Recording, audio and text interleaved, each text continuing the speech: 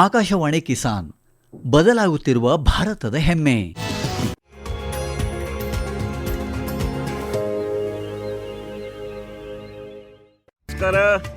ನಮಸ್ಕಾರ. ಬಹಳ ಸಣ್ಣ ಟ್ರ್ಯಾಕ್ಟರ್ ಇದು. ಎಲ್ಲ ಕೆಲಸ ಮಾಡತ್ತಾ? ಹೌದೌದು. ನಿಮ್ಗೊಂದು ಸಂತೋಷದ ಸುದ್ದಿ. ಹೇಳಿ. ಕೃಷಿ ಉಪಕರಣಗಳ ಮೇಲೆ ಏನು GST ಇತ್ತಲ್ಲ, 18ರಿಂದ 12% ತನಕ, ಅದು ಈಗ ಕಡಿಮೆ ಆಗಿ 5% ಇಳಿದಿದೆ. ಆ ಲೆಕ್ಕದಲ್ಲಿ ಇದು ಎಷ್ಟು ಅಗ್ಗ ಆಗಿದೆ? 30,000 ರೂಪಾಯಿ ಈಗ ಕಡಿಮೆ ಆಗುತ್ತೆ. ಇದು ಕೂಡ ಅಗ್ಗ ಆಗುತ್ತೆ. ರೈತರು ಇದನ್ನು ತಗೊಳ್ಳೋದು ಸುಲಭ ಆಗುತ್ತೆ. ನಮಸ್ಕಾರ ಸರ್. ಬನ್ನಿ ಕೇಳಿ, ನಮ್ಮ ನಡುವೆ ಬರ್ತಿದ್ದಾರೆ ನಮ್ಮದೇ ಕುಟುಂಬದ ಸದಸ್ಯರು. ಹೌದು, ನಮ್ಮ ಮಾನ್ಯ ಕೃಷಿ ಮಂತ್ರಿಗಳ ಬಗ್ಗೆ ಹೇಳುವಾಗ ನಾವು ಅವರನ್ನು ಮಂತ್ರಿಯಾಗಿ ಅಲ್ಲ, ನಮ್ಮ ಮನೆಯ ಸದಸ್ಯರಂತೆ ಪರಿಚಯಿಸ್ತೇವೆ. ಅವರು ಯಾವಾಗಲೂ ಹೇಳ್ತಾರೆ, ನಾನು ಈ ಭೂಮಿಯ ಮಗ, ರೈತರ ಸಹೋದರ, ಬಂಧು, ಒಬ್ಬರ ಮಗ ಅಥವಾ ಇನ್ಯಾರದೋ ಮಾವ ಅಂತ. ಹಾಗೆ ಒಂದು ಹೊಸ ಪರಂಪರೆ ಆರಂಭವಾಗಿದೆ. ಸಾಮಾನ್ಯವಾಗಿ ನೀವು ನೋಡಬಹುದು, ಮುಖ್ಯ ಅತಿಥಿ ಬಂದಾಗ ಅವರನ್ನ ಹೂಗಳಿಂದ ಸ್ವಾಗತ ಮಾಡ್ತಾರೆ. ಆದ್ರೆ ನಮ್ಮ ಮಂತ್ರಿಗಳು ಹೊಸ ರೀತಿಯ ಚಾಲನೆ ನೀಡಿದ್ದಾರೆ. ಅವರು ತಾವೇ ರೈತರನ್ನ ಹೂಗಳಿಂದ ಸ್ವಾಗತಿಸಿದ್ದಾರೆ. ನಮ್ಮ ವೇದಿಕೆಯಲ್ಲಿ ಈಗ ಉಪಸ್ಥಿತರಿದ್ದಾರೆ ಮಾನ್ಯ ಕೇಂದ್ರ ಕೃಷಿ ಮತ್ತು ರೈತ ಕಲ್ಯಾಣ ಮಂತ್ರಿ. ಹೌದು, ಸ್ವಾಗತ ರೈತರಿಗೆ. ಈ ರೈತರ ಸಭೆಗೆ ನಿಮ್ಮೆಲ್ಲರಿಗೆ ಹಾರ್ದಿಕ ಸ್ವಾಗತ. ಈಗ ಸಚಿವರು ಹೇಳಿದ ಹಾಗೆ ಇವತ್ತು ವೇದಿಕೆ ಸಂಪೂರ್ಣವಾಗಿ ರೈತರಿಗೆ ಇರೋದು. ರೈತರು ನನಗೆ ಹೇಳ್ತಿದ್ರು, ಮಂತ್ರಿಜಿ ನಮ್ಮವರೇ, ನಾವು ನೇರವಾಗಿ ಮಾತನಾಡ್ತೀವಿ ಅಂತ. ಅವರು ರೈತರ ಮಾತು ಕೇಳೋದಕ್ಕೆ ಇಷ್ಟಪಡ್ತಾರೆ, ಮಾತನಾಡೋದು ಕಡಿಮೆ. ಹಾಗಾಗಿ ಇಂದಿನ ಕೃಷಿ ಚೌಪಾಲಿನ ಸಂಚಾಲನೆಯನ್ನ ನೇರವಾಗಿ ನಮ್ಮ ಸನ್ಮಾನ್ಯ ಸಚಿವರ ಕೈಗೆ ಕೊಡ್ತೀನಿ. ಈಗ ಇಲ್ಲಿ ಇದ್ದ ರೈತರು ತಮ್ಮ ಪ್ರಶ್ನೆಗಳನ್ನು ನೇರವಾಗಿ ಸಚಿವರ ಜೊತೆ ಹಂಚಿಕೊಳ್ಳಬಹುದು. ನಮಸ್ಕಾರ. GST ಕಡಿತವು ಟ್ರ್ಯಾಕ್ಟರ್ ಮತ್ತೆ ಇತರೆ ಕೃಷಿ ಉಪಕರಣಗಳ ಮೇಲೆ ಹೇಗೆ ಪ್ರಭಾವ ಬೀರುತ್ತೆ? ನಿಮಗೆ ಮತ್ತೆ ಇಲ್ಲಿ ಬಂದಿರುವ ಎಲ್ಲ ರೈತ ಸಹೋದರರು ಮತ್ತು ಸಹೋದರಿಯರಿಗೂ ನನ್ನ ಹೃದಯಪೂರ್ವಕ ಸ್ವಾಗತ ಹಾಗೂ ಅಭಿನಂದನೆಗಳು. ನಿಮಗೆಲ್ಲರಿಗೂ ಕೃಷಿ ಭಾರತೀಯ ಅರ್ಥವ್ಯವಸ್ಥೆಯ ಬೆನ್ನೆಲುಬು ಮತ್ತು ರೈತ ಅದರ ಆತ್ಮ. ರೈತ ಅಂದರೆ ಅನ್ನದಾತ ಮತ್ತು ಅನ್ನದಾತ ಅಂದರೆ ಜೀವದಾತ. ಹಾಗಾಗಿ ರೈತ ಅಂದರೆ ಜೀವನದಾತ. ಆದ್ದರಿಂದ ನಾನು ನಿಮಗೆ ಮಂತ್ರಿ ಅಂತಲ್ಲ, ನೀವು ಅನ್ನದಾತರು. ನಿಮ್ಮ ಸೇವೆ ಅಂದ್ರೆ ನನಗೆ ದೇವರ ಪೂಜೆ. ಯಾಕಂದ್ರೆ ನೀವು ಜನರಿಗೆ ಜೀವವನ್ನ ಕೊಡ್ತೀರಿ, ದೇಶಕ್ಕೂ ಹೊಸ ಜೀವನ ಕೊಡ್ತೀರಿ. ನಾನು ನಿಮ್ಮ ಸೇವಕ. ಮೇಡಮ್, ಅತಿಥಿ ಅಂತ ಹೇಳ್ಬೇಡಿ ನಮ್ಮನ್ನ. ಕ್ಷಮೆ ಇರ್ಲಿ ಸರ್, ತಪ್ಪಾಯ್ತು. ನಾವು ನಿಮ್ಮನ್ನ ಮಾವ ಅಂತ ಕರಿತೀವಿ. ಏನು ಹೇಳ್ತೀರಿ ರೈತರೇ? ನಾವಂತೂ ಇದೇ ಪರಿವಾರದ ಸದಸ್ಯರು. ಸರಿ. ನಾನು ಜೀವನದಲ್ಲಿ ಎಲ್ರಿಗಿಂತ ಖುಷಿಯಾಗಿದ್ದೇನೆ. ನನಗೆ ಸಂತೋಷದ ಕ್ಷಣಗಳು ಅಂದ್ರೆ ನಾನು ರೈತರ ಮಧ್ಯೆ ಇರೋದು, ಅವ್ರ ಜೊತೆ ಮಾತನಾಡ್ತಿರೋದು, ಮತ್ತೆ ಅವ್ರ ಜೊತೆ ಹೊಲದಲ್ಲಿ ಕಾಲ ಕಳೀತಿರುವಾಗ ಆ ಆನಂದ ಇನ್ನಷ್ಟು ಪಟ್ಟು ಹೆಚ್ಚಾಗತ್ತೆ. ನನ್ನ ಪ್ರೀತಿಯ ರೈತ ಬಾಂಧವರೇ, ಉತ್ಪಾದನೆಯನ್ನು ಹೆಚ್ಚಿಸೋದಕ್ಕಾಗಿ ಇಂದು ಕೃಷಿಯ ಯಾಂತ್ರೀಕರಣ ಬಹಳ ಅಗತ್ಯವಾಗಿದೆ. ಯಾಕಂದ್ರೆ ಮಷಿನ್ಗಳಿಲ್ಲದೆ ಸಣ್ಣದಾದ್ರೂ ದೊಡ್ಡದಾದ್ರೂ ಟ್ರ್ಯಾಕ್ಟರ್ ಆದ್ರೂ ಏನಾದ್ರೂ ನಾವು ಚೆನ್ನಾಗಿ ಕೃಷಿ ಮಾಡೋದಕ್ಕಾಗೋದಿಲ್ಲ. ಮತ್ತು ಪ್ರಧಾನಮಂತ್ರಿಯವರಿಗೆ ನಾನು ಹೃತ್ಪೂರ್ವಕವಾಗಿ ಧನ್ಯವಾದ ಅರ್ಪಿಸ್ತೀನಿ. ಕೃಷಿ ಉತ್ಪನ್ನಗಳ ಮೇಲೆ ಏನು GST ಇರ್ತಿತ್ತಲ್ಲ, 12ರಿಂದ 18% ತನಕ, ಅದು ಕಡಿಮೆಯಾಗಿ ಈಗ 5% ಆಗಿದೆ. ಇದರಿಂದ ಏನ್ ಲಾಭ ಆಗಿದೆ? ರೈತರು ಯೋಚನೆ ಮಾಡಬಹುದು, ಈ 12%, 18%, 5% ಇದೆಲ್ಲ ಅರ್ಥ ಆಗೋದಿಲ್ಲ. ನೇರವಾಗಿ ಹೇಳಿ ಲಾಭ ಎಷ್ಟಾಗಿದೆ ಅಂತ. ಅದನ್ನೇ ನಾನು ಹೇಳ್ತಾ ಇರೋದು. ರೈತ ಬಾಂಧವರೇ, ಈ GST ಏನು ಕಡಿಮೆಯಾಗಿದೆಯಲ್ಲ, ಈಗ 35 ಹಾರ್ಸ್ ಪವರ್ನ ಟ್ರ್ಯಾಕ್ಟರ್, 35 HP ಯದ್ದು, ಅದನ್ನ ನಾವು ಖರೀದಿ ಮಾಡೋದಕ್ಕೆ 6,50,000 ರೂಪಾಯಿಯಲ್ಲಿ, ಅದರ ಬೆಲೆ ಕಡಿಮೆಯಾಗಿ 6,09,000 ಆಗಿದೆ. ಅಂದರೆ ನೇರವಾಗಿ 41,000 ರೂಪಾಯಿಗಳ ಲಾಭ ಆಗತ್ತೆ 35 ಹಾರ್ಸ್ ಪವರ್ನ ಟ್ರ್ಯಾಕ್ಟರ್ನಲ್ಲಿ. 45 HP ಅಂದರೆ 45 ಹಾರ್ಸ್ ಪವರ್ನ ಟ್ರ್ಯಾಕ್ಟರ್ ಏನಿದೆ, ಅದರಲ್ಲಿ ರೈತರಿಗೆ 45,000 ರೂಪಾಯಿಗಳ ಲಾಭ ಆಗತ್ತೆ. ಮತ್ತು 50 HP ಯ ಟ್ರ್ಯಾಕ್ಟರ್ನಲ್ಲಿ ನೇರವಾಗಿ 53,000 ರೂಪಾಯಿಗಳ ಲಾಭ ಆಗತ್ತೆ.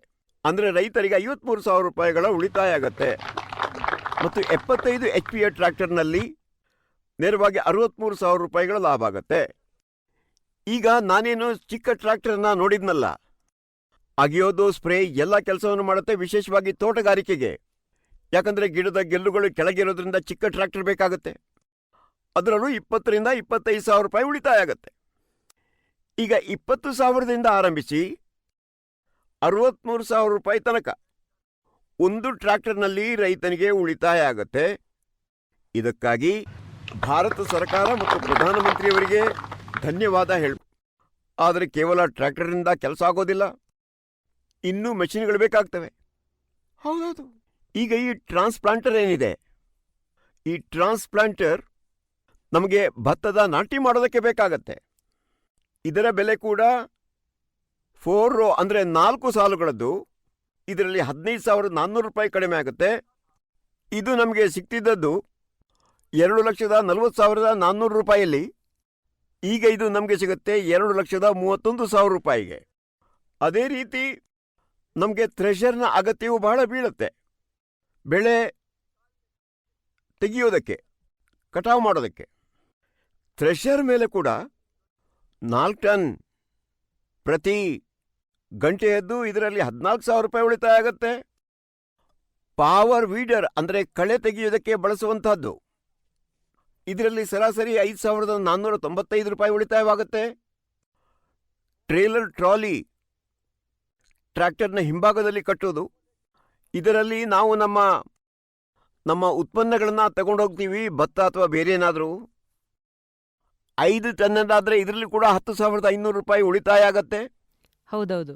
ಮತ್ತೆ ಸೀಡ್ ಕಮ್ ಫರ್ಟಿಲೈಸರ್ ಏನಿದೆ, ಡ್ರಿಲ್, ಬಿತ್ತನೆ ಮಾಡುವಂಥದ್ದು, ಅದು ಅಗ್ಗವಾಗಿದೆ. ಆದರೆ ಅದರ ಮೇಲೂ 3,220 ರೂಪಾಯಿ ಉಳಿತಾಯ ಆಗತ್ತೆ. ಹಾರ್ವೆಸ್ಟರ್ ಕಂಬೈನ್ಡ್, ಇದು ಬಹಳ ಅಗತ್ಯವಾಗಿದೆ. ಯಾಕಂದ್ರೆ ಈ ಯಂತ್ರ ಇಲ್ಲದೆ ಈಗ ಕೃಷಿ ಮಾಡೋದಕ್ಕೆ ಸಾಧ್ಯವೇ ಇಲ್ಲ ಅನ್ನಬಹುದು. ಇದ್ರ ಮೇಲೆ 4,375 ರೂಪಾಯಿ ಉಳಿತಾಯ ಆಗತ್ತೆ. ಇನ್ನು ಕಟಾವಿನ ಮಷೀನು, ಬೈಹುಲ್ನದ್ದು 21,875.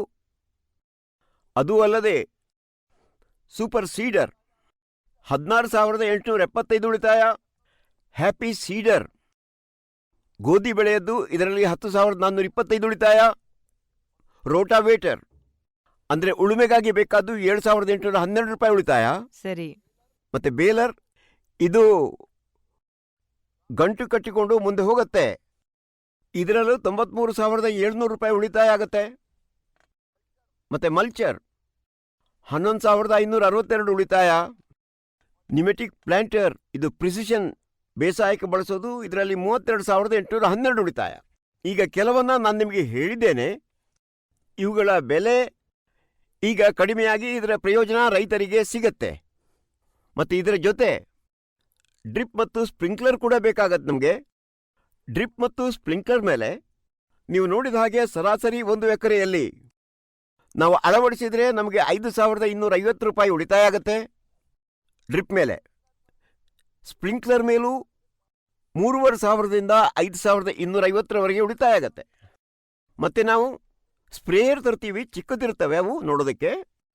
ಅವುಗಳು ಬ್ಯಾಟ್ರಿ ಆಪರೇಟೆಡ್ ಆಗಿರ್ತವೆ, 304 ರೂಪಾಯಿ ಉಳಿತಾಯ ಆಗತ್ತೆ.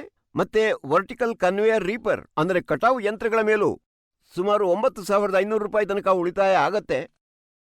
ಈಗ ನಾನು ನಿಮಗೆ ಹೇಳಿದ ಹಾಗೆ ಅನೇಕ ರೀತಿಯ ಮಷಿನ್ಗಳನ್ನು ನಾವು ಬಳಕೆ ಮಾಡ್ತೀವಿ. ಹೌದೌದು. ಇವುಗಳ GST ಕಡಿಮೆ ಆದದ್ರಿಂದಾಗಿ ರೈತರಿಗೆ ಕಡಿಮೆ ಬೆಲೆಗೆ ಇವೆಲ್ಲ ಸಿಗತ್ತೆ. ಸರಿ. ಬೆಲೆ ಕಡಿಮೆ ಆದರೆ ರೈತರಿಗೆ ಕೈಗೆಟಕತ್ತೆ, ಖರೀದಿ ಸುಲಭ ಆಗತ್ತೆ. ಈಗ ಯಾರಾದರೂ ಮಷೀನನ್ನು ಬಾಡಿಗೆಗೆ ತಗೊಳ್ಳೋದಾದ್ರೆ ಮಷೀನ್ನ ಬೆಲೆ ಕಡಿಮೆ ಆಗಿದ್ರೆ ಅದರ ಬಾಡಿಗೆಯೂ ಕಡಿಮೆನೇ ಆಗತ್ತೆ.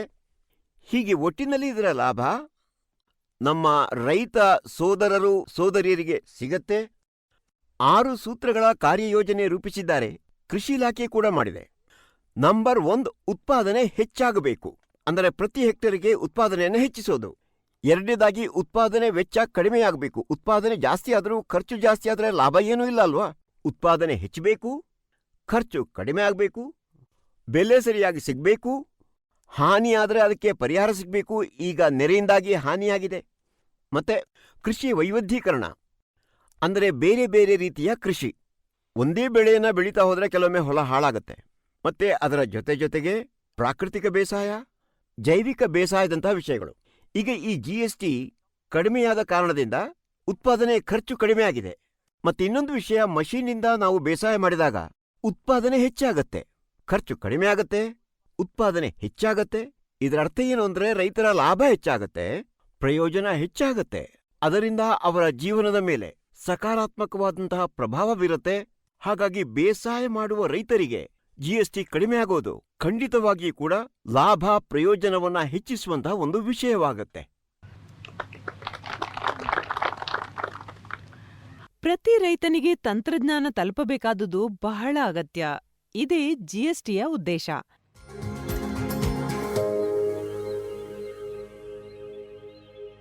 ಈಗ ಚರ್ಚೆಯನ್ನ ಮುಂದುವರಿಸೋಣ. ಇನ್ನೊಂದು ವಿಷಯ ಕಳೆದ ಕೆಲವು ದಿನಗಳಿಂದ ತುಂಬಾ ಸುದ್ದಿಯಲ್ಲಿದೆ ಮತ್ತು ಸರ್ಕಾರವು ಅದರ ಮೇಲೆ ತಕ್ಷಣ ಕ್ರಮ ತೆಗೆದುಕೊಂಡಿದೆ. ಹೌದು, ಅದು ನಕಲಿ ರಸಗೊಬ್ಬರ, ಬೀಜ ಮತ್ತು ಔಷಧಿಗಳ ಸಮಸ್ಯೆ. ಕೃಷಿಕರಿಂದಲೇ ಪ್ರಶ್ನೆ ಕೇಳ್ಬೇಕು ಅಂತ ಇದ್ದೀವಿ. ಹೀಗಾಗಿ ನೇರವಾಗಿ ಕೃಷಿಕರ ಮಧ್ಯೆ ಹೋಗೋಣ ಮತ್ತು ಅವರ ಮನಸ್ಸಿನಲ್ಲಿ ಯಾವ ಪ್ರಶ್ನೆಗಳಿವೆ ನೋಡೋಣ. ಯಾವ ಸಮಸ್ಯೆ ಅವರು ನೇರವಾಗಿ ಮಂತ್ರಿಯವರಲ್ಲೇ ಹೇಳಬಯಸ್ತಾರೆ ಕೇಳೋಣ. ಕಳಪೆ ಬೀಜವನ್ನ ನಿಯಂತ್ರಿಸುವುದಕ್ಕಾಗಿ ಕೇಂದ್ರ ಮತ್ತು ರಾಜ್ಯ ಸರ್ಕಾರ ಏನು ಕ್ರಮ ಕೈಗೊಂಡಿವೆ? ಇದು ಬಹಳ ದೊಡ್ಡ ಸಮಸ್ಯೆ. ರೈತರು ಬಹಳ ತೊಂದರೆ ಒಳಗಾಗ್ತಾರೆ. ನಕಲಿ ಪೆಸ್ಟಿಸೈಡ್, ಕಳಪೆ ಪೆಸ್ಟಿಸೈಡ್, ಕೆಲವರಂತೂ ಕಳಪೆ ಗೊಬ್ಬರ ತಯಾರಿಸ್ತಾರೆ, ಕಳಪೆ ಬೀಜ. ಈಗ ಬೀಜವೇ ಸರಿಯಿಲ್ಲ ಅಂದ್ರೆ ಉತ್ಪಾದನೆ ಹೇಗಾಗತ್ತೆ? ಪೆಸ್ಟಿಸೈಡ್ ಹಾಕ್ತಾರೆ ಅನೇಕ ಬಾರಿ, ಆಮೇಲೆ ಗೊತ್ತಾಗತ್ತೆ ಅದು ಅಮಾನಕ ಮಟ್ಟದ್ದು, ಪ್ರಯೋಜನ ಇಲ್ಲ ಅಂತ. ಖರ್ಚು ಬೇರೆ ಆಗತ್ತೆ, ಬೆಳೆಯೂ ಹೋಯಿತು, ಹಣವೂ ಮುಳುಗೋಯ್ತು. ವಿಕಸಿತ ಕೃಷಿ ಸಂಕಲ್ಪ ಸಂದರ್ಭದಲ್ಲಿ ರೈತರು ಈ ಪ್ರಶ್ನೆ ಎತ್ತಿದ್ರು. ಹಾಗಾಗಿಯೇ ನಾನು ಪ್ರತಿ ರಾಜ್ಯ ಸರ್ಕಾರಕ್ಕೆ ಹೇಳಿದ್ದೀನಿ, ಯಾಕಂದ್ರೆ ನಮ್ಮಲ್ಲಿ ಕಾನೂನು ಇದೆ. ಯಾರಾದರೂ ಈ ರೀತಿ ಮಾನ್ಯವಲ್ಲದ ಅಥವಾ ಕಳಪೆ ಬೀಜವನ್ನ ಮಾರಾಟ ಮಾಡಿದರೆ ಸ್ಯಾಂಪಲ್ ಅನ್ನ ಸಂಗ್ರಹಿಸಿಕೊಂಡು ಲ್ಯಾಬ್ನಲ್ಲಿ ಅದನ್ನು ಪರಿಶೀಲನೆ ಮಾಡಿದ ನಂತರ ಅದು ಅಮಾನಕ, ನಕಲಿ ಅಥವಾ ಕಳಪೆ ಅಂತಾದರೆ 3 ತಿಂಗಳಿನಿಂದ 7 ವರ್ಷದವರೆಗೆ ಶಿಕ್ಷೆಯಾಗಬಹುದು. ಅದರ ಜೊತೆ ದಂಡವನ್ನು ಕೂಡ ವಿಧಿಸುವಂತಹ ಸಾಧ್ಯತೆ ಇದೆ. ಆದರೆ ಇದನ್ನು ಪ್ರಭಾವಕಾರಿಯಾಗಿ ಬಳಸಬೇಕು. ಹಾಗಾಗಿ ಎಲ್ಲ ಮುಖ್ಯಮಂತ್ರಿಗಳಿಗೆ ಪತ್ರ ಬರೆದಿದ್ದೇನೆ. ಮುಖ್ಯಮಂತ್ರಿಗಳ ಸಭೆ ಕರೆದೆ. ಹೆಚ್ಚಾಗಿ ಕೃಷಿ ಮಂತ್ರಿಗಳು ತಮ್ಮ ತಮ್ಮ ಪ್ರದೇಶಗಳಲ್ಲಿ ಕ್ರಮಗಳನ್ನು ರಾಜ್ಯ ಸರ್ಕಾರಗಳು ಮಾಡಬೇಕಾಗತ್ತೆ. ನಾನಂದೇ ಕ್ರಮ ತಗೊಳ್ಳಿ. ಈ ಮಧ್ಯೆ ನಾನು ನಿಮಗೆ ಹೇಳೋದು ಅಂದ್ರೆ, ನಮ್ಮ ಬಳಿಗೆ ಕಳಪೆ ಬೀಜದ ಪೂರೈಕೆ ಮಾತ್ರವಲ್ಲ, ಓವರ್ ಪ್ರೈಸಿಂಗ್ ಅಂದ್ರೆ ಹೆಚ್ಚು ಬೆಲೆ ಕೇಳೋದ್ರ ಬಗ್ಗೆ ದೂರುಗಳು ಬಂದಿವೆ. ಕೆಲವೊಮ್ಮೆ ಟ್ಯಾಗಿಂಗ್ ಮಾಡ್ತಾರೆ ಅಂತ ದೂರುಗಳು ಕೂಡ ಬಂದಿವೆ. ಟ್ಯಾಗಿಂಗ್ ಅಂದ್ರೆ DAP ಮತ್ತು ಯೂರಿಯಾದ ಜೊತೆಗೆ 2 ಬಾಟಲ್ ಇದನ್ನು ತಗೊಂಡೋಗಿ, ನಿಮ್ಗೆ ಅಗತ್ಯ ಇದೆಯೋ ಇಲ್ವೋ ತಗೊಂಡೋಗಿ. ಓವರ್ ಪ್ರೈಸಿಂಗ್ ಅಂದ್ರೆ ಹೆಚ್ಚು ಬೆಲೆಗೆ ಕೊಡೋದು, ಟ್ಯಾಗಿಂಗ್ ಅಂದ್ರೆ ಇದನ್ನು ಜೊತೆಗೆ ತಗೊಂಡೋಗಿ ಅಂತ. ನಾನು ನಿಮಗೆ ಸ್ಪಷ್ಟವಾಗಿ ಹೇಳ್ತೀನಿ, ದೇಶದ ಎಲ್ಲ ರೈತ ಬಾಂಧವರು ಕೇಳಬೇಕು. ನಾನು ನೇರವಾಗಿ ನಿರ್ದೇಶನ ಕೊಟ್ಟಿದ್ದೇನೆ. ಯಾವುದೇ ಟ್ಯಾಗಿಂಗ್ ಮಾಡುವ ಹಾಗಿಲ್ಲ. ರೈತರು ತಮಗೆ ಬೇಕಾದ್ರೆ ತಗೋತಾರೆ, ಅವರಿಗೆ ಬೇಡ ಅಂದ್ರೆ ಯಾವುದೇ ಕಾರಣಕ್ಕೂ ಕೂಡ ಅವರಿಗೆ ಒತ್ತಾಯ ಮಾಡುವ ಹಾಗಿಲ್ಲ. ರೈತ ಬಾಂಧವರೇ, ಎಲ್ಲಾದರೂ ಹಾಗೆ ನಡೀತಿದ್ರೆ ನೀವು ಕಿಸಾನ್ ಕಾಲ್ ಸೆಂಟರ್ಗೆ ಕರೆ ಮಾಡಿ. ಕಿಸಾನ್ ಕಾಲ್ ಸೆಂಟರ್ನ ನಂಬರ್ ಮತ್ತೊಮ್ಮೆ ಹೇಳ್ಬಿಡ್ತೀನಿ, ಕಿಸಾನ್ ಕಾಲ್ ಸೆಂಟರ್. ಈಗ ನಾನು ಕೂಡ ಇದರ ಮೇಲೆ ನಿಗಾ ವಹಿಸ್ತೀನಿ. ಇದರ ನಂಬರ್ 1800-180-1551 1800-180-1551. ಎಲ್ಲರೂ ನೋಟ್ ಮಾಡಿದ್ರಲ್ಲ, ಎಲ್ರಿಗೂ ನೋಟ್ ಮಾಡಿಸಿ. ಇದು ಕಿಸಾನ್ ಕಾಲ್ ಸೆಂಟರ್. ಪ್ರತಿ ವಾರ ಕೂಡ ಇದಕ್ಕೆ ಬರುವಂತಹ ದೂರುಗಳನ್ನ ನಾನು ನೋಡ್ತೀನಿ, ಸುಮ್ಮನೆ ಬಿಡೋದಿಲ್ಲ. ಗುರುತಿಸಿದಂತಹ ದೂರುಗಳ ಬಗ್ಗೆ ಪ್ರತಿ ವಾರ ನಾನು ಕೂಡ ಮಾಹಿತಿ ತಗೊಳ್ತೀನಿ, ಈ ದೂರಿನ ಬಗ್ಗೆ ಏನಾಗಿದೆ ಅಂತ. ಕೆಲವೊಮ್ಮೆ ಫೋನ್ ಮಾಡಿ ಕೂಡ ಕೇಳ್ತೀನಿ, ರಾಮ್ಲಾಲ್ ನಿಮ್ಮ ದೂರು ಬಂದಿತ್ತು, ಏನಾದರೂ ಪರಿಹಾರ ಆಯ್ತಾ ಏನು ಅಂತ. ನೋಡಿ, ಈ ವಿಷಯದಲ್ಲಿ ಬಹಳ ಎಚ್ಚರಿಕೆ ವಹಿಸಬೇಕು. ಮತ್ತೆ ಇದರಲ್ಲಿ ದೂರುಗಳು ಬರ್ತವೆ. ಉದಾಹರಣೆಗೆ ಈ ಬಾರಿ ನಮ್ಮ ಬಳಿಗೆ ಗೊಬ್ಬರದ ಬಗ್ಗೆ ದೂರು ಬಂದಿದೆ.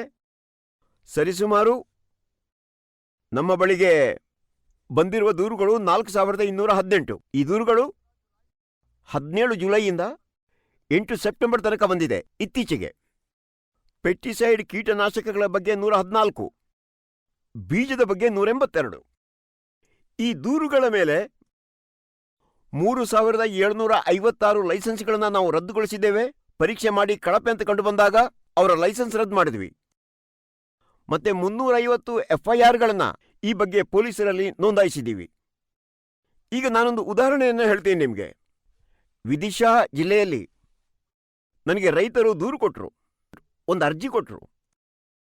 ನಾನು ಸೋಯಾಬೀನ್ನಲ್ಲಿ ಪೆಸ್ಟಿಸೈಡ್ ಅಂದರೆ ಕೀಟನಾಶಕ ಔಷಧ ಹಾಕಿದಾಗ ನನ್ನ ಸೋಯಾಬೀನ್ನಲ್ಲಿರುವ ಕಳೆಗಳು ಅಂದರೆ ಕಳೆಗಳನ್ನು ನಾಶ ಮಾಡಬೇಕು, ಹೋಗಲಾಡಿಸಬೇಕು ಅಂತ ಅದನ್ನು ಬಳಸಿದಾಗ ಅದು ಉಲ್ಟಾ ಆಯಿತು.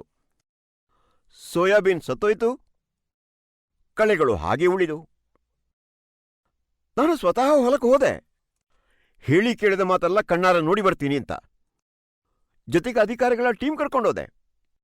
ಅಲ್ಲಿ ನೋಡಿದರೆ ಸೋಯಾಬೀನ್ ಒಣಗಿ ಹೋಗಿತ್ತು. ಫಸಲು ಒಣಗುವಾಗ ಕೇವಲ ಫಸಲು ಮಾತ್ರ ಒಣಗೋದಲ್ಲ, ರೈತನ ಜೀವನ ಒಣಗಿ ಹೋಗುತ್ತೆ, ಜೀವನ ಒಣಗುತ್ತೆ, ಅವನ ಮಕ್ಕಳ ಭವಿಷ್ಯ ಒಣಗೋಗುತ್ತೆ. ಮತ್ತೆ ನಾನಿಲ್ಲಿರುವ ಜಾಡ್ ಸಾಹೇಬರಲ್ಲಿ ಹೇಳಿದೆ, ICARನ DG, DIRನ ಕಾರ್ಯದರ್ಶಿ, ಇವರಿಗೆ ನಾನು ಹೇಳಿದೆ ಸೈಂಟಿಸ್ಟ್ನ ಟೀಮ್ ಕಳಿಸಿ ಅಂತ. ಪರಿಶೀಲನೆ ಮಾಡೋದಕ್ಕೆ ವಿಜ್ಞಾನಿಗಳು ಬೇಕು. ಯಾಕಂದ್ರೆ ಒಂದು ಸ್ಥಾನೀಯ ಪರಿಶೀಲನೆ ಆಯಿತು. ಯಾವುದೋ ವಿಜ್ಞಾನಿಗಳನ್ನ ಹಿಡ್ಕೊಂಡ್ರೆ ಅವರು ಅದು ಹೀಗೆ ಕಾಣಬರುತ್ತೆ ಅಂತಾರೆ. ಹೆಚ್ಚು ಉಪಯೋಗ, ಅಸಂತುಲಿತ ಉಪಯೋಗದಿಂದ ಸೋಯಾಬೀನ್ ಹಾಳಾಯಿತು ಅಂತಾರೆ. ನಾನಂದೆ, ಅಣ್ಣ ಇದೆಲ್ಲ ನಡೆಯೋದಿಲ್ಲ. 7 ಮಂದಿ ವಿಜ್ಞಾನಿಗಳನ್ನ ಕಳಿಸಿದೆ. ಅವರು ಪರೀಕ್ಷೆ ಮಾಡಿದಾಗ ತಿಳಿಯಿತು ಈ ಔಷಧದ ಕಾರಣದಿಂದಲೇ ಈ ಬೆಳೆ ಹಾಳಾಗಿದೆ ಅಂತ. ಹಾಗಾಗಿ ಸಂಬಂಧಿತ ಫ್ಯಾಕ್ಟರಿಯನ್ನ ಸೀಲ್ ಮಾಡಲಾಯಿತು, ಲೈಸೆನ್ಸ್ ರದ್ದಾಯಿತು. ಅದು ಇಷ್ಟಕ್ಕೆ ನಾವು ಬಿಡಲಿಲ್ಲ.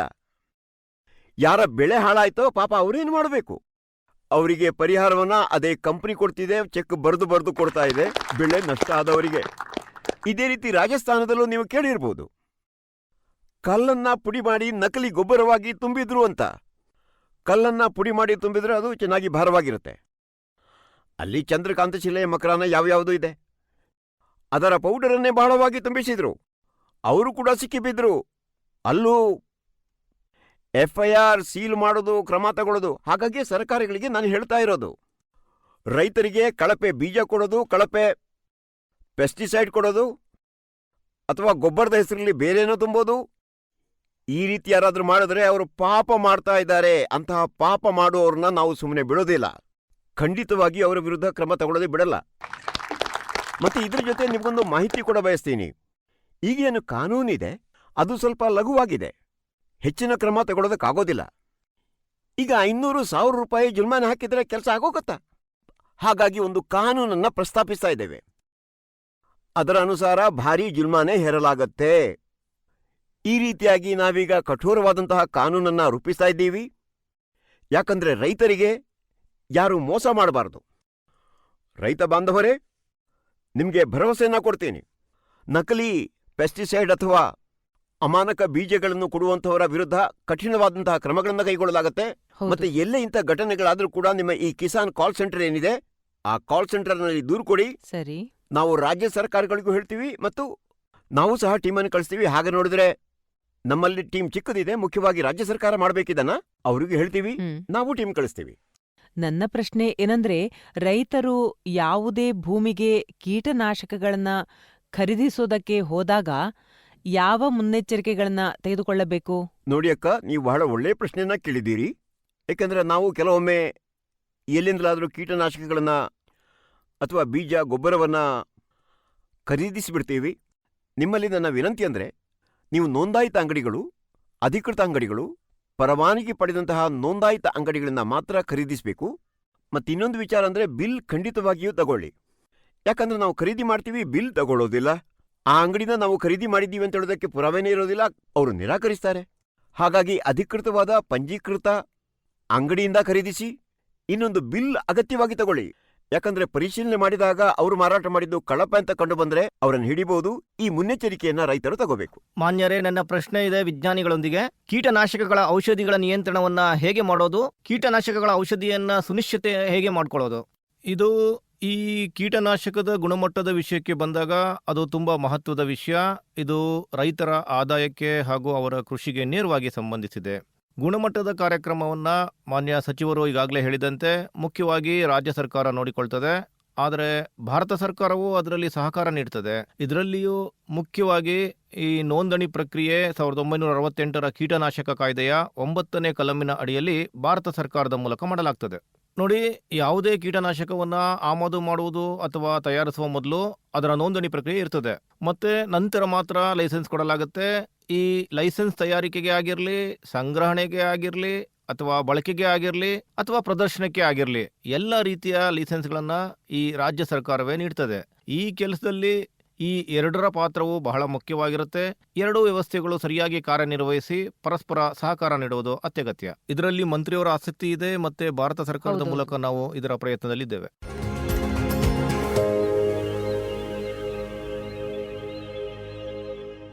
ಕೃಷಿ ಚೌಪಾಲ್ಗೆ ಮತ್ತೊಮ್ಮೆ ಸ್ವಾಗತ. ರೈತರಿಗೆ ಹಲವು ಪ್ರಶ್ನೆಗಳಿವೆ. ರೈತರ ಬಳಿಗೆ ಹಿಂತಿರುಗಿ ನಮ್ಮೊಂದಿಗೆ ಸೇರೋಣ. ಸಚಿವರನ್ನ ಕೇಳಲು ಬಯಸುವ ರೈತರು ಇಲ್ಲಿದ್ದಾರೆ. ನನ್ನ ಪ್ರಶ್ನೆ ಏನಂದ್ರೆ, ರಬಿ ಬೆಳೆಗಾಗಿ ಸರ್ಕಾರದ ಪ್ರಯತ್ನ ಏನಿದೆ? ವಿಷಯ ಏನೋ ಸರಿಯಾದ್ದೇ. ಈಗಂತೂ ರಾಬಿ ಬೆಳೆ ಅದರ ಸಿದ್ಧತೆ ಮಾಡಿದ್ದೀವಿ ನಾವು. ರೈತ ಬಾಂಧವರೇ, ಈ ಬಾರಿ ನಾವು ಪ್ರತಿಯೊಂದು ರಾಜ್ಯದ ಜೊತೆಗೂ ಚರ್ಚಿಸಿದ್ದೇವೆ. ಈಗ 15 ಮತ್ತು 16 ಸೆಪ್ಟೆಂಬರ್ನಂದು ಒಂದಿನ ಎಲ್ಲ ರಾಜ್ಯಗಳ ಅಧಿಕಾರಿಗಳು ಇಲ್ಲಿ ಬರ್ತಾರೆ. 2ನೇ ದಿನ ಎಲ್ಲ ರಾಜ್ಯಗಳ ಕೃಷಿ ಮಂತ್ರಿಗಳನ್ನೂ ಕರೆಸಲಾಗಿದೆ. ಈಗಿಂದಲೇ ಇದಕ್ಕೆ ಸಿದ್ಧತೆ ಮಾಡಲಾಗ್ತಿದೆ. ರಾಬಿ ಫಸಲ್ನಲ್ಲಿ ಅವರ ಪ್ರದೇಶದಲ್ಲಿ ಎಲ್ಲಿ ಯಾವ್ಯಾವ ಬೆಳೆಯನ್ನ ಬೆಳೆಯಲಾಗತ್ತೆ. ಉದಾಹರಣೆಗೆ ಹರಿಯಾಣ, ಉತ್ತರ ಪ್ರದೇಶ, ಪಂಜಾಬ್, ಇಲ್ಲಿ ಎಷ್ಟು ವಿಸ್ತೀರ್ಣದಲ್ಲಿ ಗೋಧಿಯನ್ನು ಬೆಳೆಯಲಾಗತ್ತೆ, ಮತ್ತೆ ಅಷ್ಟು ಏರಿಯಾದಲ್ಲಿ ಬೆಳೆಯಲಾಗತ್ತೆ ಅಂದ್ರೆ ಅದಕ್ಕೆ ಏನೇನು ಅಗತ್ಯಗಳಿವೆ, ಎಷ್ಟು ಗೊಬ್ಬರ ಬೇಕಾಗತ್ತೆ, ಇನ್ನುಳಿದ ವಸ್ತುಗಳು ಎಷ್ಟು ಬೇಕಾಗತ್ವೆ, ಬೇಳೆಕಾಳುಗಳ ಫಸಲು ಅಂತಾದರೆ ಬೀಜ ಎಷ್ಟು ಬೇಕಾಗತ್ತೆ, ಎಷ್ಟು ಕೀಟನಾಶಕದ ಅವಶ್ಯಕತೆ ಇದೆ, ಯಾವ್ಯಾವ ಕೀಟನಾಶಕಗಳು ಬೇಕು, ಹೀಗೆ ಹಲವಾರು ವಿಷಯಗಳು. ಮತ್ತೆ ಅದರ ಜೊತೆ ಬೇಳೆಕಾಳುಗಳ ಮಿಷನ್ ಮತ್ತು ಎಣ್ಣೆ ಬೀಜಗಳ ಮಿಷನ್. ಈ ಬಾರಿ ಬೇಳೆಕಾಳುಗಳ ಮಿಷನ್ ಕೂಡ ಪ್ರಾರಂಭ ಆಗ್ತಿದೆ. ಯಾಕಂದ್ರೆ ನಮ್ಮಲ್ಲಿ ಗೋಧಿ ಮತ್ತು ಭತ್ತದ ಭಂಡಾರ ತುಂಬಿಕೊಂಡಿದೆ. ಈಗ ಸಾಕಷ್ಟು ಸಂಗ್ರಹ ಇದೆ ನಮ್ಮಲ್ಲಿ, ಏನೂ ಕೊರತೆ ಇಲ್ಲ. ಆದರೆ ಬೇಳೆಕಾಳು ಮತ್ತು ಎಣ್ಣೆ ಬೀಜಗಳು ಕಡಿಮೆ ಇದೆ. ನಾವು ಹೊಲದಲ್ಲಿ ಒಂದೇ ರೀತಿಯ ಬೆಳೆಗಳನ್ನ ಅಥವಾ ಕೇವಲ ಭತ್ತವನ್ನೇ ಬೆಳೆದರೆ ಅಥವಾ ಕೇವಲ ಗೋಧಿಯನ್ನೇ ಬೆಳೆದರೆ ಪ್ರಯೋಜನ ಆಗೋದಿಲ್ಲ, ಅಷ್ಟು ಲಾಭ ಸಿಗೋದಿಲ್ಲ. ನಾವು ಇಂಟಿಗ್ರೇಟೆಡ್ ಫಾರ್ಮಿಂಗ್ ಅಂದರೆ ಏಕೀಕೃತ ಕೃಷಿಯ ಬಗ್ಗೆ ಯೋಚನೆ ಮಾಡಬೇಕು. ಮತ್ತೆ ಅದಕ್ಕಾಗಿ ಸರ್ಕಾರ ಪ್ರಯತ್ನದಲ್ಲಿದೆ. ಪ್ರಧಾನಮಂತ್ರಿಗಳವರು ಈ ಬಗ್ಗೆ ಸಂದೇಶವನ್ನ ನಮ್ಗೆ ಕೊಡ್ತಿರ್ತಾರೆ. ಅವರ ಮಾರ್ಗದರ್ಶನ ಸಿಗುತ್ತೆ. ಮತ್ತೆ ನಾನು ಸಹ ನಿರಂತರವಾಗಿ ಪ್ರಯತ್ನಿಸ್ತಾ ಇರ್ತೀನಿ. ಈಗ ನೋಡಿ, ಒಂದು ಹೊಲದಲ್ಲಿ ಈಗ ಒಂದು ಬೆಳೆಯ ಬದಲಾಗಿ ನಾವು 4 ಬೆಳೆಗಳನ್ನ ಬೆಳೆದ್ರೆ, ಈಗ ಶರ್ಮಾಜಿಯವರು ಪಾಣಿಪತ್ನಲ್ಲಿ ಇದ್ದಾರೆ. ಅವರ ವಿಕಸಿತ ಕೃಷಿ ಸಂಕಲ್ಪ ಅಭಿಯಾನಕ್ಕೆ ನಾನು ಹೋಗಿದ್ದೆ. ಅವರಿಗೆ 7 ಎಕರೆ ಜಮೀನಿತ್ತು. 15 ರೀತಿಯ ಬೆಳೆಗಳನ್ನ ಅವ್ರು ಬೆಳೆದಿದ್ರು. ತರಕಾರಿ ಇತ್ತು, ಧಾನ್ಯವಿತ್ತು, ಹಣ್ಣುಗಳು ಇದ್ವು. ಅದರ ಪ್ರಯೋಜನ ಎಂದರೆ ಪ್ರತಿ ತಿಂಗಳು ಏನಾದರೂ ಒಂದು ಬೆಳೆ ಅವರಿಗೆ ಸಿಕ್ಕೇ ಸಿಕ್ತಿತ್ತು. ಈಗ ಪ್ರತಿ ತಿಂಗಳು ಆದಾಯ ಸರ್ಕಾರಿ ಸಿಬ್ಬಂದಿಗಳಿಗೆ ಸಿಗೋ ಹಾಗೆ ಇವರಿಗೂ ಸಿಕ್ತಿತ್ತು ಅನ್ನೋದು ಒಂದು ವಿಷಯ. ಮತ್ತೆ ಒಂದೇ ಫಸಲನ್ನು ಬೆಳೆಯೋದ್ರಿಂದ ಜಮೀನಿನಲ್ಲಿ ಅದರ ಪೌಷ್ಟಿಕಾಂಶಗಳು ಕೂಡ ಹೋಗಿಬಿಡ್ತವೆ. ಅನೇಕ ಪೋಷಕ ತತ್ವಗಳ ಕೊರತೆ ಆಗತ್ತೆ. ಈಗ ನಾವು ಒಂದು ವರ್ಷ ಗೋಧಿ ಬೆಳೆದು ಇನ್ನೊಂದು ವರ್ಷ ಸೋಯಾ ಬೆಳೆದ್ರೆ, ಅಥವಾ ನಾವು ಬೇಳೆಕಾಳುಗಳನ್ನು ಬೆಳೆದ್ರೆ, ಆಗ ಬೇಸಾಯಕ್ಕೆ ಅಥವಾ ಮಣ್ಣಿಗೆ ಏನು ಬೇಕೋ ಆ ಪೋಷಕ ತತ್ವಗಳ ಪೂರೈಕೆ ತಾನಾಗಿ ಆಗತ್ತೆ. ಒಂದಿದು. ಇನ್ನೊಂದು ಏನಂದ್ರೆ, ಕೇವಲ ಬೇಸಾಯ ಅಲ್ಲ, ಬೇಸಾಯದ ಜೊತೆ ಪಶುಪಾಲನೆ, ಜೇನು ಸಾಕಣೆ, ಅದರ ಜೊತೆಗೆ ಆಸಕ್ತಿ ಇದೆ ಅಂತಂದ್ರೆ ಮೀನು ಸಾಕಣೆ ಮಾಡಬಹುದು. ಹೀಗೆ ಇಂಟಿಗ್ರೇಟೆಡ್ ಫಾರ್ಮಿಂಗ್ ಅಂತಂದ್ರೆ ಅನೇಕ ವಿಷಯಗಳನ್ನು ಒಟ್ಟಿಗೆ ಮಾಡುವಂಥದ್ದು. ಅದರ ಮಾಡೆಲ್ ಅನ್ನು ತಯಾರಿಸಿದ್ದೀವಿ ನಾವು. ಕೃಷಿ ಸಂಕಲ್ಪ ಅಭಿಯಾನದ ಎಲ್ಲ ಕಡೆಗಳಲ್ಲಿ ನಾವು ಅದನ್ನು ಹೇಳ್ತೀವಿ. ನೋಡಿ, ಆದಾಯ ಹೆಚ್ಚಿಸಬೇಕು ಅಂದ್ರೆ ಕೃಷಿಯ ಜೊತೆಗೆ ಏನಾದರೂ ಸೇರಿಸಬೇಕು. ಜಾನುವಾರುಗಳನ್ನು ಸಾಕಿದ್ರೆ ಸ್ವಲ್ಪ ಆದಾಯ ಅದರಿಂದ ಬರುತ್ತೆ. ಈಗ ಜೇನು ಸಾಕಣೆ ಮಾಡಿದ್ರೆ ಸ್ವಲ್ಪ ಆದಾಯ ಅದರಿಂದ ಬರಬಹುದು. ಈಗ ಇನ್ಮುಂದೆ ನಾವು ದಲನ್ ತಿಲನ್ ಮಿಷನ್ ಮಾಡ್ತೀವಿ. ಈಗ ಬೇಳೆ ಹೆಚ್ಚು ಬೆಳೀತು ಅಂದ್ರೆ ಬೇಳೆಯ ಮಿಲ್ಲನ್ನ ರೈತರೇ ನಡೆಸಬಹುದು, ಅಥವಾ FPO ಮಾಡಬಹುದು. ಅಲ್ಲಿನ ಬೇಳೆ ಅಲ್ಲೇ ಪ್ರೋಸೆಸ್ ಮಾಡಬಹುದು. ಕೆಲವೊಮ್ಮೆ ಟೊಮೆಟೊ ತುಂಬಾ ಬೆಳೆದ್ರೆ ರೇಟ್ ತುಂಬಾ ಕಡಿಮೆ ಆಗಿಬಿಡುತ್ತೆ. ಟೊಮೆಟೊದ ಪ್ರೊಸೆಸಿಂಗ್ ಅಲ್ಲೇ ಮಾಡಬೇಕು. FPO ಮಾಡಿದರೆ ಕೇವಲ ಒಬ್ಬ ರೈತ ಅಲ್ಲ, ಸಮೂಹದಲ್ಲಿ ರೈತರು ಜೊತೆ ಸೇರಿ ಬೆಳೆ ಬೆಳೆದರೆ ಮತ್ತೆ ಅವುಗಳನ್ನ ಸಾರ್ಟಿಂಗ್ ಮಾಡಿ ಒಳ್ಳೆ ಕ್ವಾಲಿಟಿಯನ್ನ ಬೇರೆ ಮಾಡಿ ಕೊಟ್ರೆ ಒಳ್ಳೆ ರೇಟ್ ಸಿಗತ್ತೆ. ಸರ್ಕಾರ ಅನೇಕ ರೀತಿಯ ಯೋಜನೆಗಳನ್ನ ಮಾಡಿದೆ. ಉದಾಹರಣೆಗೆ ಆಲೂಗಡ್ಡೆ, ಟೊಮ್ಯಾಟೊ ಡೆಲ್ಲಿಯಲ್ಲಿ ಒಳ್ಳೆ ರೇಟ್ ಸಿಗುತ್ತೆ, ಆದರೆ ಹಳ್ಳಿಗಳಲ್ಲಿ ಸಿಗೋದಿಲ್ಲ. 4 ರೂಪಾಯಿ ಕಿಲೋ ಮಾರಾಟ ಆಗತ್ತೆ. ಅಂಥ ಸಂದರ್ಭದಲ್ಲಿ ರಾಜ್ಯ ಸರ್ಕಾರ ಯಾವುದೋ ಸಂಸ್ಥೆಯ ಮೂಲಕವಾಗಿ ಅದನ್ನು ಟ್ರಕ್ನಲ್ಲಿ ತುಂಬಿ ತಂದ್ರೆ ಮಾರಾಟ ಮಾಡಿದ್ರೆ ಟ್ರಕ್ಕಿನ ಬಾಡಿಗೆ ಕೂಡ ಸರ್ಕಾರ ಕೊಡಬೇಕು. ಯಾಕಂದ್ರೆ ಅಲ್ಲಿ ಅವರಿಗೆ ಒಳ್ಳೆ ರೇಟ್ ಸಿಗಬೇಕು. ಇಲ್ಲಾಂದ್ರೆ ಬಾಡಿಗೆ ಇರೋದ್ರಿಂದ ತರೋದಕ್ಕೆ ಆಗೋದಿಲ್ಲ ಅವರಿಗೆ. ಇಂತಹ ಅನೇಕ ಯೋಜನೆಗಳನ್ನು ಮಾಡಲಾಗಿದೆ. ದಲಾಲ್ ಮಿಷನ್ ನಲ್ಲಿ ತೊಗರಿ, ಮಸೂರ, ಉದ್ದು ಇದನ್ನು ಸಪೋರ್ಟ್ ಪ್ರೈಸ್ ನಲ್ಲಿ ಪೂರ್ತಿ ಖರೀದಿ ಮಾಡಲಾಗತ್ತೆ, ಚಿಂತೆಯೇ ಇಲ್ಲ. ಇಂತಹ ಅನೇಕ ವಿಷಯಗಳನ್ನ ಮಾಡಲಾಗ್ತಿದೆ. ನಿಮ್ಮಲ್ಲಿ ನನ್ನ ಅಪೀಲ್ ಅಥವಾ ಕೋರಿಕೆ ಅಂದ್ರೆ ನಾವು ಏಕೀಕೃತ ಬೇಸಾಯದತ್ತ ಸಾಗಬೇಕು. ಇನ್ನೊಂದು ವಿಷಯವನ್ನ ನಾನು ಹೇಳಬೇಕಾಗಿದೆ. ನೆರೆ ಪೀಡಿತ ರೈತ ಸೋದರ ಸೋದರಿಯರಿಗೆ, ಅವರು ಕೂಡ ನಮ್ಮವರೇ, ಕಷ್ಟದಲ್ಲಿದ್ದಾರೆ. ಒಂದು ಬಾರಿ ಬೆಳೆಯೆಲ್ಲ ನಾಶ ಆಯಿತು ಅಂದ್ರೆ 5 ವರ್ಷಗಳ ತನಕ ರೈತ ಉದ್ಧಾರ ಆಗೋದಿಲ್ಲ. ನಾನು ಸ್ವತಃ ಪಂಜಾಬಿಗೆ ಹೋಗಿದ್ದೆ. ಎಲ್ಲೆಲ್ಲಿ ಇಂತಹ ವಿಪತ್ತುಗಳು ಬಂದಿವೋ ಆ ಎಲ್ಲ ರೈತರಿಗೂ ಹೇಳೋದು, ಸರ್ಕಾರ ನಿಮ್ಮ ಜೊತೆಗೆ ಇದೆ. ಈಗ ಜಮ್ಮು ಕಾಶ್ಮೀರ, ಉತ್ತರಾಖಂಡ, ಹಿಮಾಚಲ ಅನೇಕ ಬೆಳೆಗಳು ನಾಶ ಆಗಿವೆ. ಪಂಜಾಬಿನಲ್ಲಿ ಪ್ರಧಾನಮಂತ್ರಿ ಫಸಲ್ ಬಿಮಾ ಯೋಜನೆ ಚಾಲ್ತಿಯಲ್ಲಿರ್ಲಿಲ್ಲ, ಇಲ್ಲಂತೂ ಲಾಗೂ ಇದೆ. ನಾವು ರಾಜ್ಯ ಸರ್ಕಾರದ ಜೊತೆ ಮಾತಾಡ್ತೀವಿ, ನಾನು ಬರ್ತೀನಿ. ಫಸಲ್ ಬಿಮಾ ಯೋಜನೆಯ ಪ್ರಯೋಜನ ಸಿಗೋ ಹಾಗೆ ಮಾಡೋಣ. ಅವರ ಜೀವನವನ್ನು ಮತ್ತೆ ಯಥಾಸ್ಥಿತಿಗೆ ತರುವಂತಹ ಪ್ರಯತ್ನ ಮಾಡೋಣ. ಮತ್ತೊಮ್ಮೆ ನಾನು ಹೇಳ್ತಾ ಇದ್ದೀನಿ, ರೈತರು ಇಲ್ಲದೆ ಮನುಷ್ಯನ ಜೀವನ ನಡೆಯುವುದಕ್ಕೆ ಸಾಧ್ಯ ಇಲ್ಲ. ರೈತ ಈ ಭೂಮಿಯ ಭಗವಂತ ಮತ್ತು ರೈತರ ಸೇವೆಯಲ್ಲಿ ಸರ್ಕಾರ ಯಾವತ್ತೂ ಹಿಂದೆ ಉಳಿಯೋದಿಲ್ಲ. ಇದು ನಮ್ಮ ಸಂಕಲ್ಪ. ಇದು ಕೇವಲ ಸರ್ಕಾರ ಅಲ್ಲ, ಸರ್ಕಾರ, ರೈತ, ವಿಜ್ಞಾನಿಗಳು, ಅಗ್ರಿಕಲ್ಚರಲ್ ಯೂನಿವರ್ಸಿಟಿ ಮತ್ತು ಕೆವಿಕೆಯ ಜನರು ಜೊತೆ ಸೇರಿ ಒಂದು ಟೀಮ್ ಮಾಡಿ ನಮ್ಮ ಹೊಲವನ್ನು ಚೆನ್ನಾಗಿ ಮಾಡೋಣ ಮತ್ತು ನಮ್ಮ ದೇಶದಲ್ಲೂ ಉತ್ಪಾದನೆಯನ್ನ ಹೆಚ್ಚಿಸೋಣ ಮತ್ತು ಉತ್ಪಾದಕತೆ ಹೆಚ್ಚಿಸುವ ಹಾಗೆ, ಲಾಭ ಹೆಚ್ಚಿಸುವ ಹಾಗೆ ಪ್ರಯತ್ನ ಮಾಡೋಣ. ಮತ್ತೆ ನಾನು ಹೇಳಿದ ಹಾಗೆ ಬೆಳೆ ಎಷ್ಟು ಬೆಳೆಯೋಣ ಅಂದ್ರೆ ಇಡೀ ಜಗತ್ತಿಗೆ ನಮ್ಮ ಬೆಳೆ ಹೋಗಬೇಕು. ರೈತ ಬಾಂಧವರಲ್ಲಿ ಒಂದು ಪ್ರಾರ್ಥನೆ, ಎಲ್ಲ ರೈತ ಬಾಂಧವರಲ್ಲಿ ಕೈ ಮುಗಿದು ಒಂದು ಪ್ರಾರ್ಥನೆ.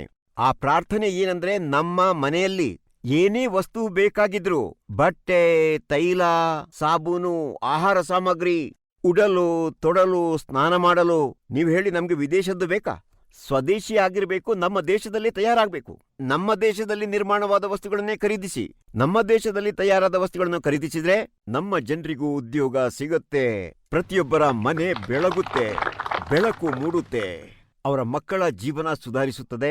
ಹಾಗಾಗಿಯೇ ಪ್ರಧಾನಮಂತ್ರಿಯವರ ಈ ವಿನಂತಿಯನ್ನ, ಅಂದ್ರೆ ನಮ್ಮಲ್ಲಿ, ನಮ್ಮ ದೇಶದಲ್ಲಿ ತಯಾರಾದಂತ ವಸ್ತುಗಳನ್ನೇ ನಾವು ಬಳಸಬೇಕು.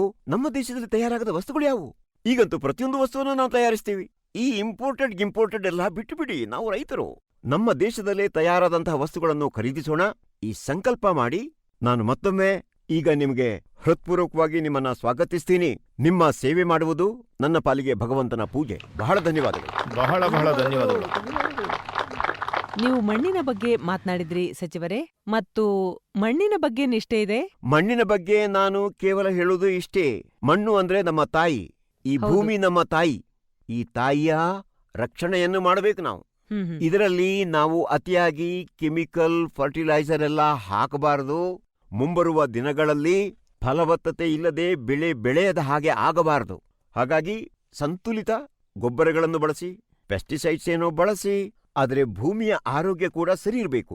ಪ್ರಯೋಗ ಮಾಡಿ, ಆದರೆ ಸಂತುಲಿತವಾಗಿ ಮಾಡಿ. ನಾವು ಮಣ್ಣನ್ನು ಪರೀಕ್ಷೆ ಮಾಡಿ ನಂತರ ಹಾಕಬೇಕು, ಏನು ಬೇಕು ಅಂತ. ಅಗತ್ಯ ಇಲ್ಲದಿದ್ರು ಯಾಕೆ ಹಾಕಬೇಕು? ರಾಮಣ್ಣ ಹಾಕ್ತಾನೆ ಅಂತ ಭೀಮಣ್ಣನು ಯಾಕೆ ಹಾಕ್ಬೇಕು? ಅಗತ್ಯ ಇಲ್ಲಾಂದ್ರೂ ಹಾಕಿದ್ರೆ ಹಣವೂ ಕೂಡ ನಷ್ಟ ಆಗತ್ತೆ, ಭೂಮಿಗೂ ಕೂಡ ಅದು ಹಾಳಾಗತ್ತೆ. ಈ ಹೌದು. ಭೂಮಿಯನ್ನು ತಾಯಿ ಅಂತ ಪರಿಗಣಿಸಿ, ಭೂಮಿಯ ಆರೋಗ್ಯದ ಬಗ್ಗೆ ಕೂಡ ಯೋಚಿಸಿ. ನಿಮಗೆ ನಮಸ್ಕಾರ, ನಿಮಗೆಲ್ರಿಗೂ ಧನ್ಯವಾದ. ರಾಮ್ ರಾಮ್.